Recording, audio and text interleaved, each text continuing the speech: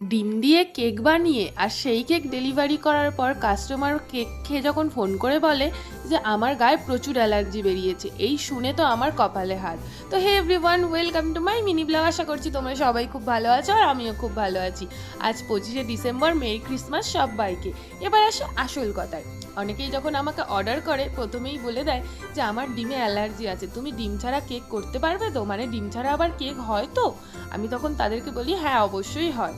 তো তারা আমাকে সেই বুঝেই অর্ডার করে, আর যেহেতু আজকে সেরকম কিছু আমাকে বলে দেওয়া হয়নি তাই ডিম দিয়েই বানালাম।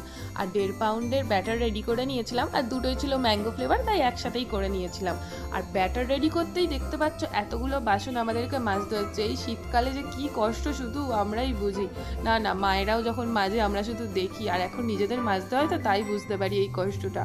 তো এখন তো শুধু ব্যাটারের এতগুলো বাসন, এখনো ক্রিমের বাসন তো পড়ে রয়েছে। নেক্সট ভিডিওর জন্য অপেক্ষা করো, কিন্তু আজ এই অবধি, টাটা।